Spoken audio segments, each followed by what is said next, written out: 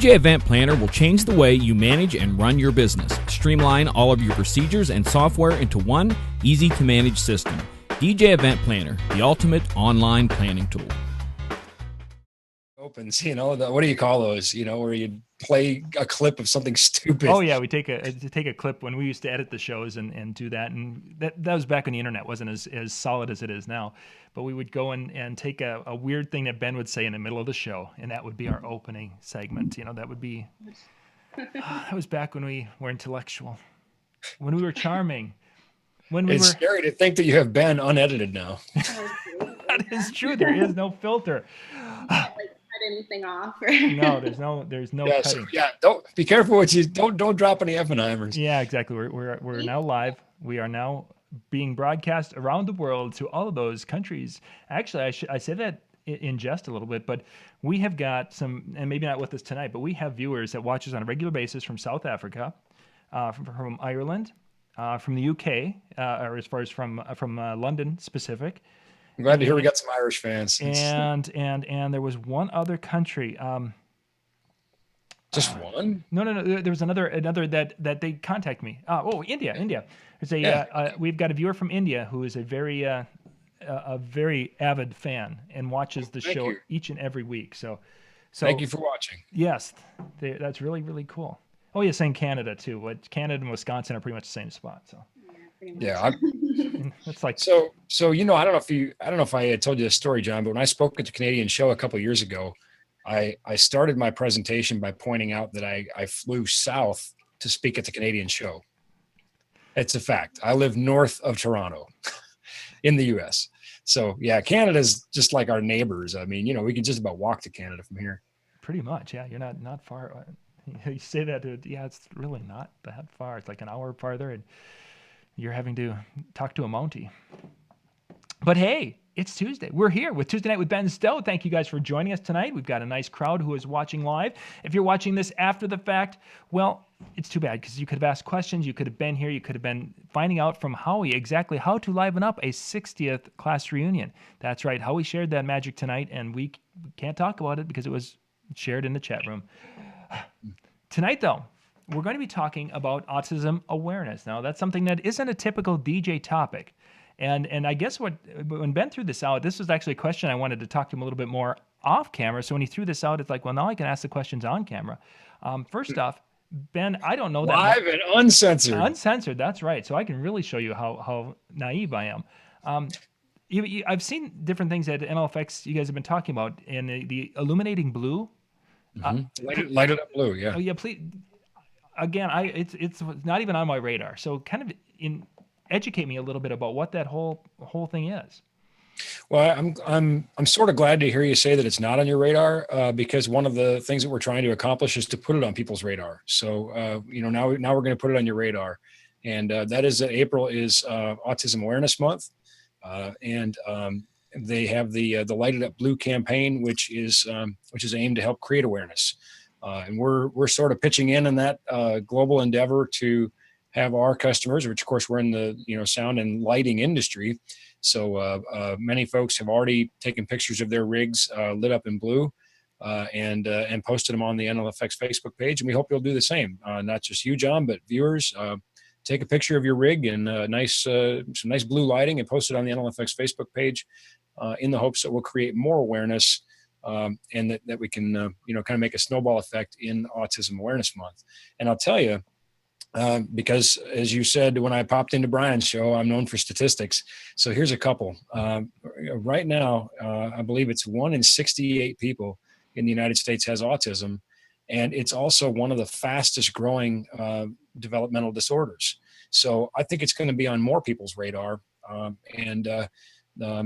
We want to create some awareness both on the, on the personal front and the business front, for people who are in the autistic spectrum. And you say spectrum, and I think that's one of the things that I didn't really understand until it had been in the early 2000s when I started getting into youth ministry, because I really hadn't worked with or crossed paths with anyone that was autistic. And when I was in the youth ministry, all of a sudden I had a couple of students who had a level of autism. And it wasn't, it was kind of surprised me that I would not have guessed until we sat down with parents and we're talking about the students and any special needs and different things as I'm getting to know the kids. And the parents are sharing that they tested that they have a level of autism, but they were very high functioning to a point that you really wouldn't know until a trigger was hit, is the way they described it. And very few things in the world are black and white. And certainly autism is one of those things where, you have degrees of severity. And like you said, there are people that, really you wouldn't even necessarily know. And it might be kind of borderline, where you say, gosh, this person has some autistic traits, Asperger's maybe, are they autistic? But my first memory of an autistic person was probably before I can walk. And it's not a particularly good one.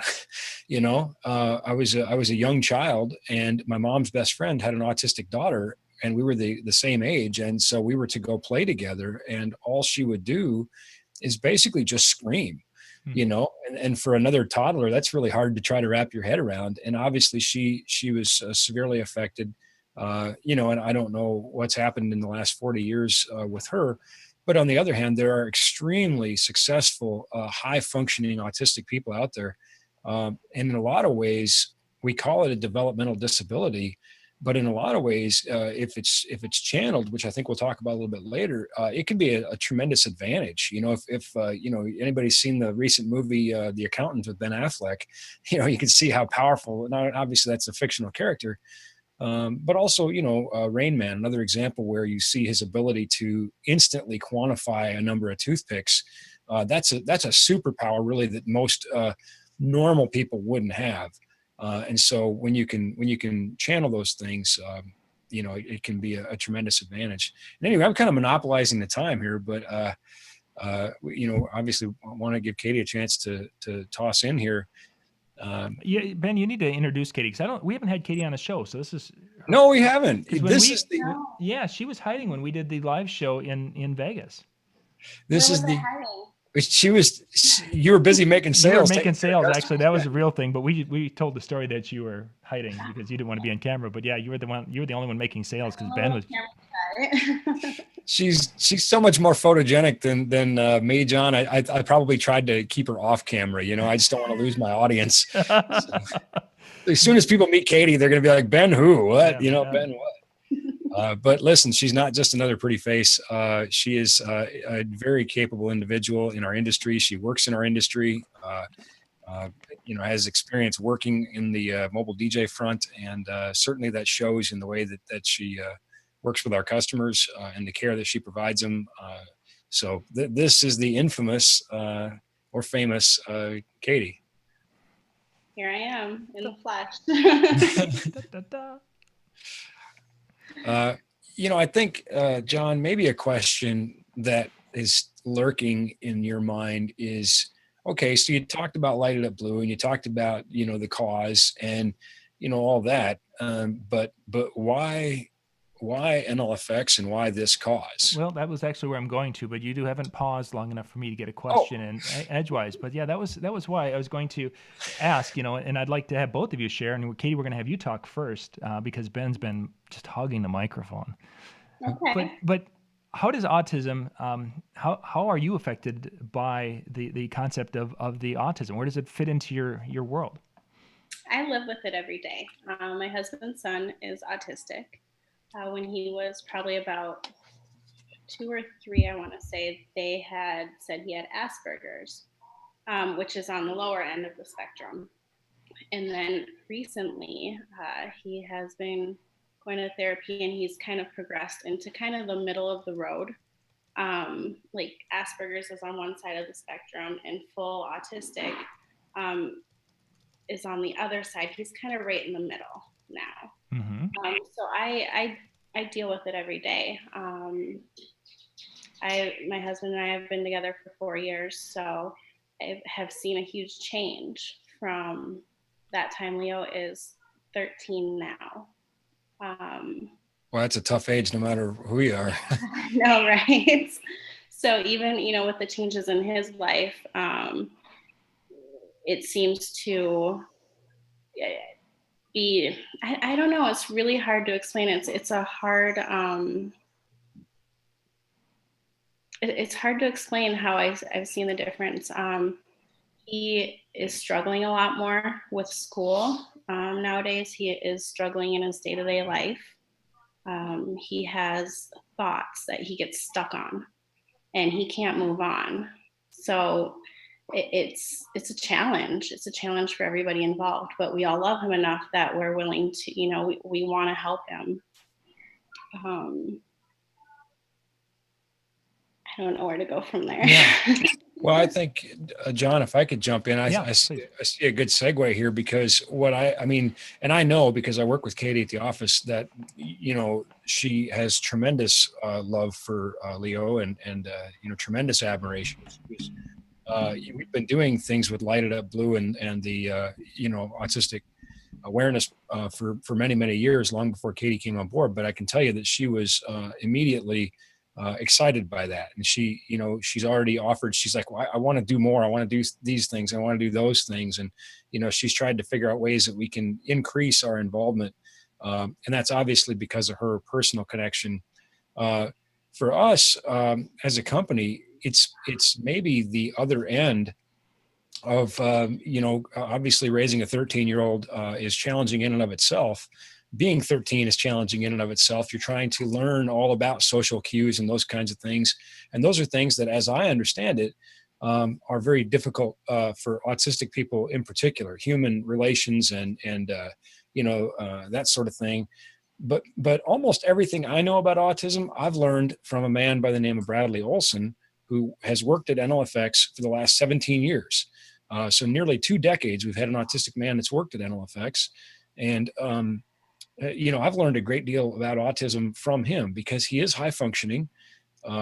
You know, he's very intelligent. He's, you know, in fact, I tell people all the time, my biggest problem with Bradley isn't that he's more intelligent than me. It's that he knows he's more intelligent than me, you know, but we're very lucky as an employer to have somebody with that, that level of intellect on the staff. And we've been able to channel his particular areas of being savant and his intellect, you know, and make him a very impactful employee. And so I think kind of the point I'm making is, as you struggle, Katie, with, you know, this child that's 13, I think there can be tremendous light at the end of the tunnel. You know, Bradley was hired, well, 17 years ago, I guess, right out of college. He went to tech school and got a degree in microcomputers. And so really his entire adult life, he's been employed. So I think they're, like you said, you can love them through it and give them the encouragement that there are, you know, there are tremendous opportunities out there. And employers, frankly, you'd be awful darn lucky to get somebody like Bradley. You can't have Bradley, he's ours. But, you know, we'll jealously defend him, you know, because he's so happy to come to work every day. It's such a joy for him to come to work. And that brain is running at, you know, Mach 10. And, you know, and, you know, when Katie talks about how Leo might get stuck on a thought, you know, one of the traits that I've noticed, again, with my limited experience, but, you know, when Bradley gets, you know, kind of tilted into something, you know, when he gets a full head of steam, man, he's going to go, you know, I mean, he is going to work that task with purpose. And certainly we've seen that, you know, at NLFX. He challenges all of us to, I think, just try to keep up at times. So. Right. The one thing that I did want to mention is I was actually talking with Leo earlier. He was really excited about the show and how we were, you know, just talking about autism and how he is part of the show. And he was really super excited about that. But the one thing that we're talking about, because Leo is very high functioning, he is very smart.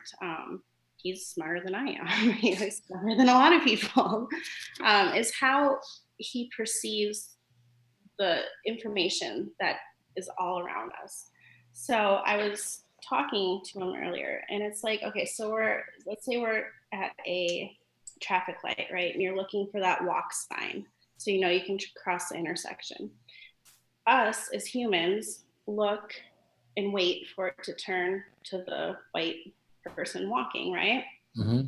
Leo, he perceives everything all around us. It's not, I mean, it's like we have tunnel vision, and he's like open to everything. So he is receiving all of that information, and that's where it's so hard for him to focus on one thing.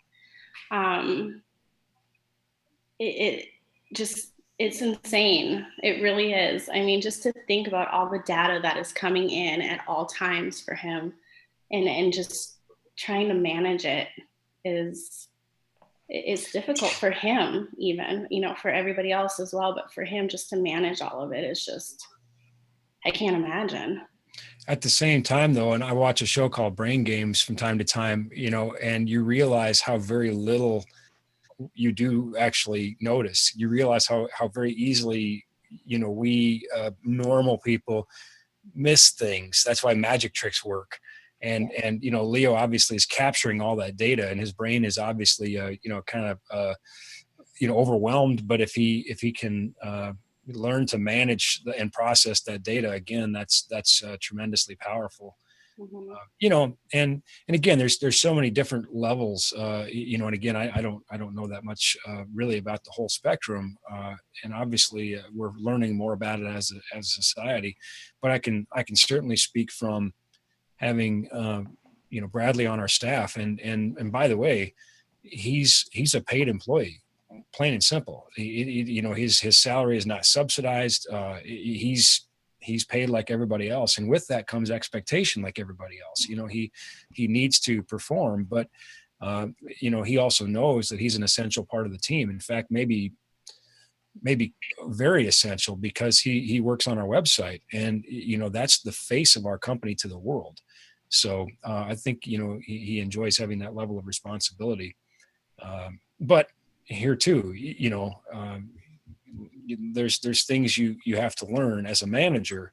I manage everybody a little bit differently. You know, like Katie, I talk to Katie a little bit differently than I talk to, you know, Linnea or Kat or Sam or somebody else, because everybody's just a little bit different, you know.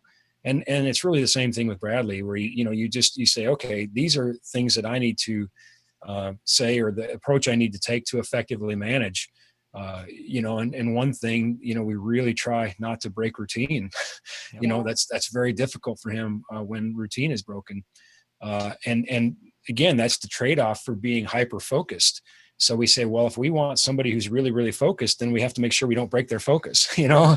And, you know, once you can balance those things, you can have a very effective and powerful employee. And I know a lot of people with degrees of autism that are very gainfully employed many places. And, you know, Bradley gets himself to work every day on the bus. And, you know, you really couldn't ask for a better employee. And so it'd be very exciting. I know, Katie, we've talked a little bit about some of Leo's, you know, areas of interest and capabilities. And I don't want to steal your thunder, but I just, you know, I was sort of thinking about, man, you know, whoever can, you know, plug him in and tap into that could have a tremendous resource. You know, in our case, Bradley was drawn to NLFX because of his love of music. And P.S., you do not ever, under any circumstance, ever want to play music trivia with Bradley. I mean, it's just not fair how fast his brain works. You know, I mean, all of us love music, and many of us, you know, DJs and that sort of thing. And we think we know music, and we just get worked over. It's just not even fun or fair. It's like playing trivia against Google, you know? And so anyway, you know, but he was drawn to us because of his love of music. And in his spare time, one of our local radio stations had said, hey, we want you to recategorize this music and you know, go through these CDs and, you know, organize this. And they said, we estimate it's going to take you about 2 weeks. And I don't recall exactly the time, but it was something like 90 minutes later, he was done, you know, and he's like, now what, you know? And, you know, that level of functionality, that level of effectiveness is very rare. And so that's, I guess my message is one of both hope and capitalism. You know, hope for autistic people to say, look, there should be employers looking for you. There should be employers looking to tap into your tremendous capabilities. And on the other side, that capitalist side, to say, employers, you're out of your mind if you don't try to find some of these people, because they are just like supercomputers, you know? Yeah. There's some statistics. I'm not really sure what they are, so don't quote me. But NASA employs, I think, 25 to 30% Asperger. Well, there you have it. I mean, really, Mm-hmm. case in point, but here's an example I like to use. Jerry Rice, undoubtedly one of the best wide receivers to play the game of football, in my opinion. Well, I have stood side by side with Jerry Rice and had my arm around Jerry Rice, and I can tell you he is just really not any bigger than me. He's maybe an inch taller and 5 pounds heavier. He's not a big dude. And so to take the kinds of hits that he took in the NFL, pretty tremendous. But he still is a prolific wide receiver. If you put Jerry Rice on the offensive line, his career is going to be very short. Yeah. Simply not going to compete with the, 350-pound guys at that position. Likewise, you take an all-pro offensive lineman and ask him to run a go route, I give him 30 yards before he just tips over, And point is, sorry, offensive lineman, but it's true. You lost me at Jerry Rice. What's that? You lost me at Jerry Rice. Yeah. My point is you have to put people in a position where they can be successful. Albert Einstein said, if you judge a fish by its ability to climb a tree, it'll go its entire life thinking it's stupid, So, if we put Bradley in a sales role that required a lot of interaction with other people, that would be a big challenge for him. That would be a real difficulty, but where he's plugged in, he's tremendously effective and he knows he's a valuable part of the team. In fact, he said as much one time. There was an interview. We were awarded an award from the governor for our employment of people with developmental disabilities, which really we didn't even think about it like that. Honestly, it's cliche, but it's true. We didn't really say, gosh, let's go employ somebody who's developmentally disabled. No, we said, man, this dude is smart. We're like, do you see how fast this guy types? We need to hire this guy. That was our thinking, so the fact that we got an award for it is kind of funny. We kind of laughed all the way. We're like, okay, well, that's cool. But, we feel like we're lucky to have him, Yeah. Well, anyway, I'm sorry, I'm just rambling on. Katie, you go for a while. Well, actually, I want to, as people are sharing in the chat room, and thank you guys for sharing. Mark is sharing that he has a son that is autistic. Robin's got a son that with autism. Mm-hmm. And I think probably the thing I'm picking up from their conversation, what you guys are talking about, and my past experience is really the title, of course, because it encompasses so many levels, is that a person just can't make an assumption. Just like you can't make an assumption by seeing, that this person is this and stereotyping, because there are just so many levels and so many capabilities that you really don't know until you get to know them and you engage them and really find out of what they're like. Well, no doubt. There's a young man that sits right in front of me in church in a wheelchair, and by my observation, he does not have any voluntary muscle control whatsoever, at all, and can't speak. Really struggles with even holding his head in, sort of a normal position or whatever. I mean, just his body is not cooperating, in the normal sense in any way. And I might be as guilty too of sort of making assumptions, until, I noticed one Sunday that his dad is holding the hymnal in front of him during the hymns, and he, even though his head's kind of moving around involuntarily, he's sort of locked on that thing. And I thought, I wonder, and then one Sunday the pastor cracked a joke and he just roared, and I thought, man, there's a lot going on in that head, and certainly the most famous example of that sort of assumption might be Stephen Hawking, whose resume speaks for itself. I think autistic people might be the most challenging people for normal people to try to understand. And part of that is because they are so intelligent. They are functioning at such, their intellectual is often functioning at such a high level, yet their ability to communicate that it makes it difficult for us to sort of figure out where they're at, I can certainly say Bradley has challenged me, many times, and challenged me to reevaluate things. And that's always good. I think anytime you have to take another hard look at something, that's a good thing. So sort of rambling on there. Yeah. I know, again, here I go, but I think to your point, John, yeah, we ought to be very careful about judging books by their covers, in any case,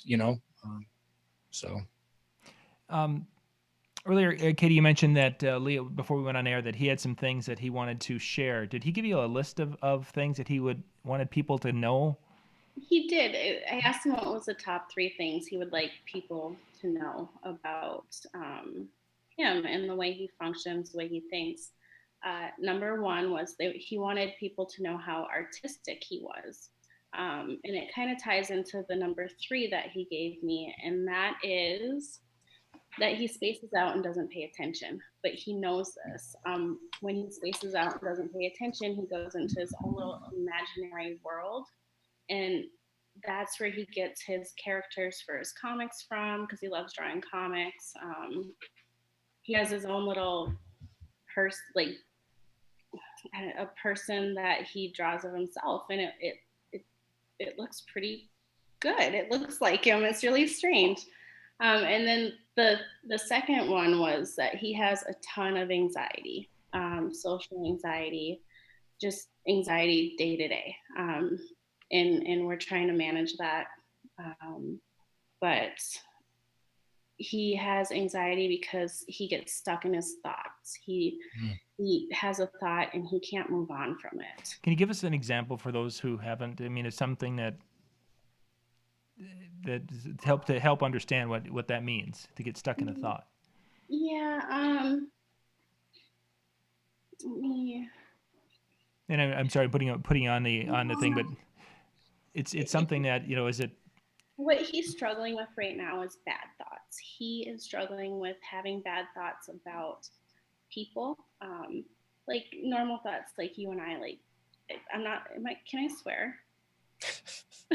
Ben will plug his ears. Like, if someone's being a jerk to us, we're just gonna be like, God, he's an asshole, and move on, right? With Leo, he'll think that, and then he will get stuck on it, and because he thinks it's the worst thing ever, and he can't move on because he thinks he did something very, very bad. And you and me, if we just move on, we're like, God, whatever, and he can't. He writes down confessions on paper every day of all the bad thoughts that go through his head, just to get them out.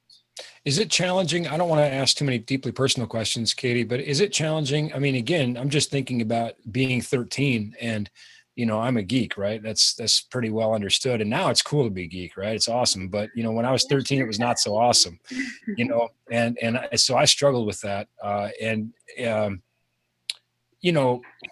Your classmates are struggling with how to act and behave too. And so I know that, I wasn't always treated the way I would have wanted to be treated. And I probably didn't always treat people the way I wanted to be treated either, to be fair. When I was 13, is he struggling with that, the complexities of, the evolving social network at that, middle school age? Yes, absolutely. When he, like 2 years ago, when he was in school, a lot of the kids in the class were into the same things that he was, comics, video games, so on and so forth. And now they're evolving, and he's still liking those same things. Plushies is a huge thing, which are little stuffed animals of Five Nights at Freddy, or just, I don't even know. Yeah. And, his classmates are evolving into liking different things, more age appropriate, and he still likes those. It's like he can't move on from that. So sure. I would say he operates at maybe a fourth grade level. I know people my age that operate at a fourth grade level, and and I don't mean people that are developmentally disabled. I mean people who just really don't have any good excuse. But it's hard when he's trying to fit in and make friends. I think that's where the challenge comes in for him is he tries to fit in, and sometimes it's hard because he's very intense. Do kids, I guess I'm trying to avoid the word bully, but maybe the word fits. Do kids bully him? I mean, is that, or does he perceive that they are? I think they do. Because they're trying to figure out basically what to make of this kid who's so smart and yet so different. He's very intense. That's a great word to explain, Leo, is when he gets stuck on something, it's like he comes at you with it full force, nonstop, until I don't even know how he manages to move on, honestly. But it's just full force. I think, Ben, you and I had a conversation about it in the office the other day about the coming on so intense to somebody and how that person perceives it. And I think that's where the issue lies with him in school is the intensity. I think John, you said Mark, and I know Robin, has an autistic son. They might be good resources, Katie, for you to talk to, offline too. As I know Robin's son has grown and is doing quite well. So that might be some advice there.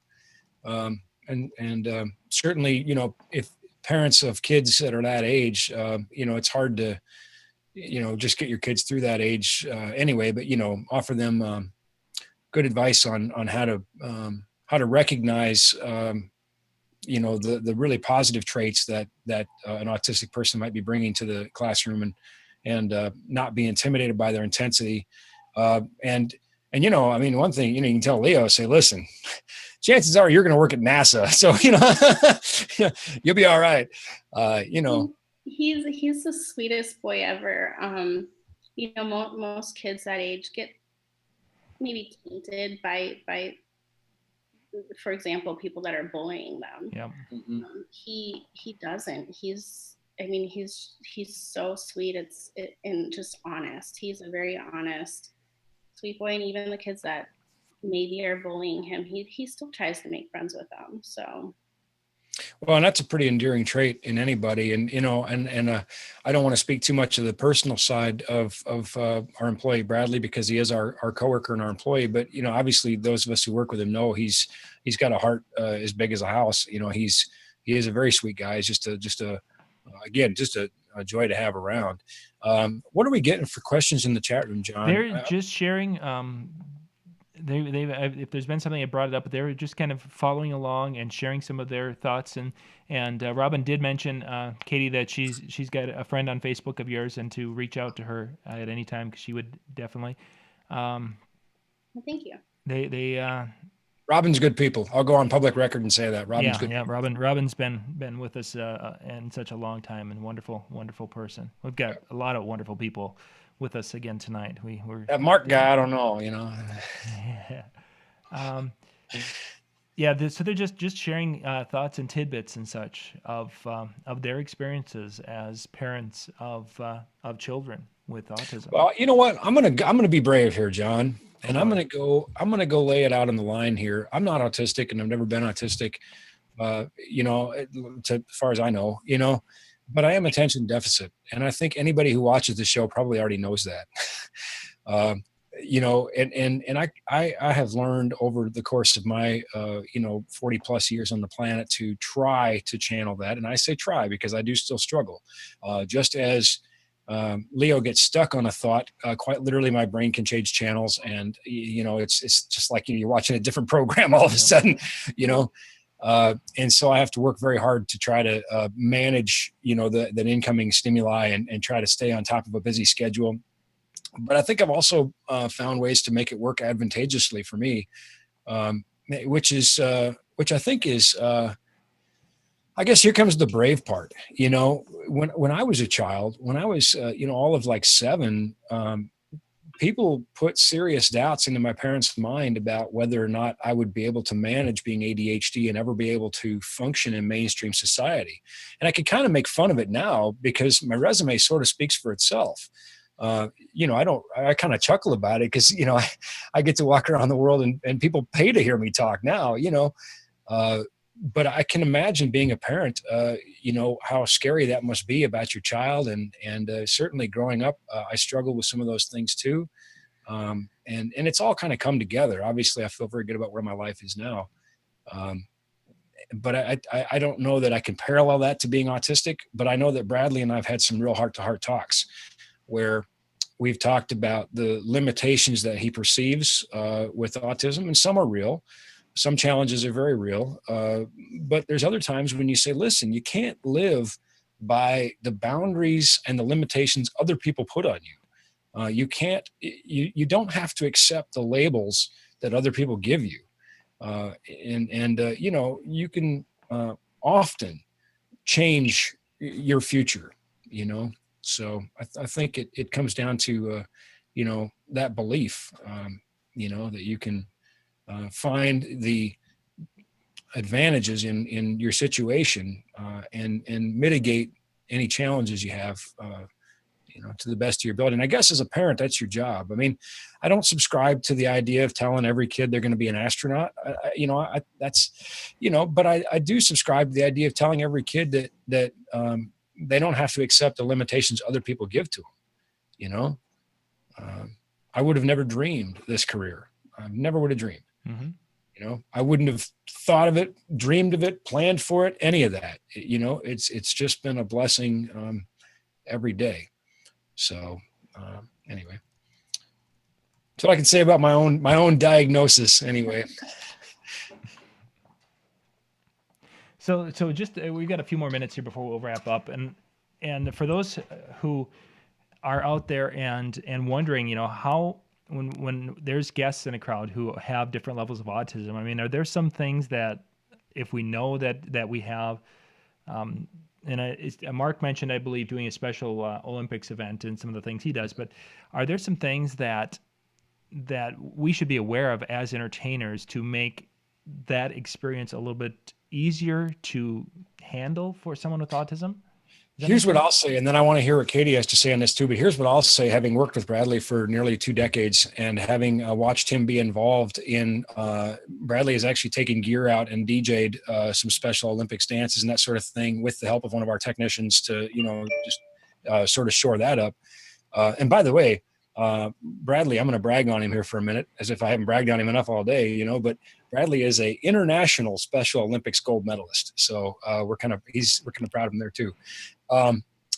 But one thing I can say that I would think as an entertainer, and also as an employer who interacts with them, sarcasm does not work. Everything is very literal. You cannot use implication. You cannot use sarcasm. It's everything you say will be taken exceptionally literal. At least, again, that's my experience with Bradley. And I don't know, Katie, is that sort of a trait that you see in other autistic people? Yeah. Yes. And I would suggest just be aware. If there's autistic people in the crowd, just be aware. They're not privy to social cues. Yeah, they don't get them at all, really. I mean, what I've experienced, Mm-hmm. And just make yourself aware as an entertainer. If there is autistic people in the crowd, don't pick that person to make fun of all night or something. If you do that, I don't know. Yeah. But yeah, I mean, just be aware. And like Ben said, so. And do not play music trivia with Bradley. Right. unless you want to go home with tremendous self-doubt, about your music knowledge, because he will send you home with a beat down. So anyway. Yeah, he comes into my office almost every morning and has some sort of trivia piece for me. So. Man, it's fantastic. You can ask him, like about a record that was recorded, and he'll tell you the studio, the artist, the B-side, what they had for breakfast, what the producer's dog's name is, and that kind of ability to recall information is just not fair. But again, that's what we found as an employer. We tapped into that. We said, man, we're going to plug this guy in and make him an integral part of our company and its success. Leo remembers everything. I mean, he doesn't forget anything. He recalls and remembers everything, and that has played a part in helping him move on, because if he has these bad thoughts, we tell him to look at the evidence. What is the evidence? What do you recall? And he can, that has helped him to move on from the bad thoughts. So, Katie, this is maybe, but he remembers everything. Does he remember it accurately, or does sometimes things get a little distorted in his memory of the situation? He remembers it accurately. The thing that he struggles with is what he thinks he did versus what actually happened. Okay. And that's where the evidence plays a big part in it. It's something that is recent in his therapy within the last couple months, and it seems to be helping out a lot. You know, the title of the show is Autism Awareness, and I think we've created certainly a lot of intimate looks, at two autistic people that we interact with. Certainly we have viewers that interact with them or have family members that are, and I have a family member that is too. But hopefully we've shed a little light on people who aren't like, where you said, John, you interacted with a couple, but you really, you kind of said, what's this lighted up blue thing about, Yeah. And again, I'm challenging everybody, all of my viewers, please, it'll only take you a second and you get a little free press out of the deal anyway. Go take a picture of your rig lit up blue, post it on our Facebook page, and then maybe people will see that, your friends will see that, and the ball, will roll a little bit. Remember, 1 in 68 and growing. We're going to encounter more autistic people as time goes on. And by the way, just for the sake of another statistic, because I know you'd be disappointed if I didn't have one, boys are 5 times more likely to be autistic than women, than girls. So I don't know why that is, but that's what the statistics show. And lastly, as an employer, certainly not all autistic people share the same interests. They're as unique as any of us. But as an employer, if you can find one who has interests in the area that you serve and has those savant capabilities, you'd be insane not to hire them. I'm telling you, 17 years have been good to us. Having Bradley as our employee has benefited our company. So there's a few things to be aware of when we're talking about awareness. Yeah. Certainly don't underestimate. Don't underestimate. I'll tell you what, if you're our competition, don't underestimate our secret weapon. Wait, didn't we tell Kat she was the secret weapon? Well, we did, but she doesn't watch the show. Oh, then we're good. Yeah, she doesn't watch us. Only the time she had to, get the robot to hand you the Pepsi. In other news, Kat is looking for walk-up music for the presentation she's going to give at the Midwest DJ show. So if anybody cares to comment on that, don't do it here. Go find her Facebook post and comment on that. I don't really want to go into that. So yeah, there was some interesting comments on that one already. I haven't seen them. I'm gonna have to look now. I'm curious. I know you referenced the chat room a few times. You said people are kind of sharing some things, and because those comments disappear after the show, I wonder if there's anything, John, that we should bring to light here. They've really just been sharing back and forth of their personal experiences and such within their own family and gosh, I wish we could share those here. I think that would be great. That I'm trying to find where like Mark was saying that his son is has a very high level of autism and is nonverbal, and that somebody had mentioned earlier that they had the stereotype that autistic people aren't social or do not like to be in crowds and such, and I think that's one of the things I've experienced, that some of my high functioning friends who have autism or have an autistic component, they don't like crowds at all. And yet I did as people were talking about the Special Olympics events, I used to do dances, and I had completely forgotten. I used to do dances for some group homes, and they had autistic clients in the group homes, and they used to love, it was everything. was a group hug, and they enjoyed the music, and they enjoyed every, the environment that we were creating with these little dances. The only thing that I remember from that stood out as a not to do is volume was a big thing with this group. You couldn't push volume like you probably would at it like a teen dance. There were times where the music was playing and I didn't need a microphone. I could have just talked right over it as I'm talking to I was leading a very simple little, we took one of our little line dances we were doing at the time, and instead of it being every 8 beats, doing an action and then switching we did it very, very slowly. And instead of it being 8 beats, it was a 32 beat thing because of exaggerating the arms and holding the arm actions longer. And it went over incredibly well, and they had a lot of fun. But I think that the volume probably has something to do with the hypersensitivity, because they are taking in so much of that stimuli. Everything is amplified, that would be my guess. That's a very non-medical assessment, but Leo loves to dance. We do a kids dance during the summer, and at one of the resorts in Walker, and he doesn't mind the crowds. He actually, I think he feeds off the energy. And he loves to dance. It's great. I love watching him. Yeah, I think, and we've touched on this many times, and I guess I feel like it bears repeating so many times. I'm sorry, I feel like I'm a broken record, but, there are derogatory terms that people use to people of developmental disabilities, and many times it's sort of a one size fits all term. And I can absolutely assure you that autistic people are not dumb. They're, like I said, they're incredibly smart. At least all of the ones that I've met, are incredibly smart. So that would be, I think, a real disservice too, to make that assumption, based on, the outward perception you might have. Even certainly, Mark's son being nonverbal doesn't mean there isn't a tremendous amount going on up there, a great deal. And if you haven't seen The Accountant yet, with Ben Affleck, you really should see it. I thought it was a good movie. But you'll see some really good examples there of people doing some pretty awesome things, I'll have to go watch that.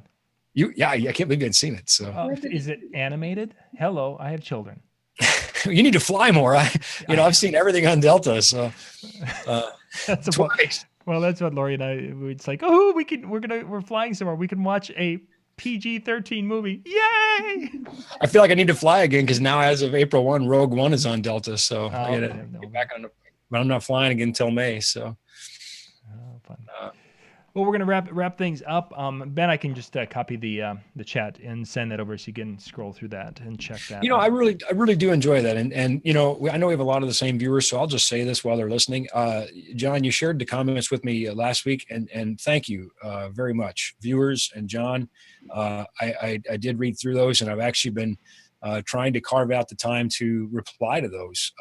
Even though the comments were just in the chat room, I thought there were a few. I've reached out to, Howie, for example, mentioned his story, and I really want to touch base with some of the other people, because last week's show was really deeply personal to me. This week's show obviously touches a personal vein with Katie and Robin and Mark and a lot of people. Again, my experience with autism is more on the business side, and I kind of feel lucky. I get credit for employing an autistic person, but in reality, I'm just totally so lucky to have them. I feel guilty every time anybody says, "Well, that's nice that you employ him." I'm like, kidding me? I would fight to keep them. Yeah. Those comments are great. I love reading them, and I don't get to see them live during the show. But John, I really appreciate when you share them with me, because I think that's what makes this show so special, is that we really are having kind of this conversation here. Yeah. Great stuff, Katie. Thank you for coming on tonight. Yeah, thanks for having me. And thank you guys for watching this evening. If you have any comments and such, since this is more of a personal topic tonight, please feel free to message Katie or Ben through Facebook, the Messenger app. They both are on Facebook. You can easily find them. And send something over. Post those blue pictures. And then post the blue pictures. That's right. And they'll be able to get up on our Facebook page. There's some great causes for autism awareness too. Not going to tell you what to do with your money, but if you feel like donating a few bucks, I'm sure they'd appreciate it. So, They generally have a state. They have an autism awareness in each state. I know that I am going to be donating to the autism awareness in Minnesota. So a little Google search and they'll be able to find all the information, I'm sure. I'm sure. Yeah, there's great causes out there. Lots of them. So. Yeah, wonderful. Everyone, have yourself a wonderful evening. We'll be back again tomorrow night with our Wednesday night show starting at 9 o'clock Eastern. Good night, everyone.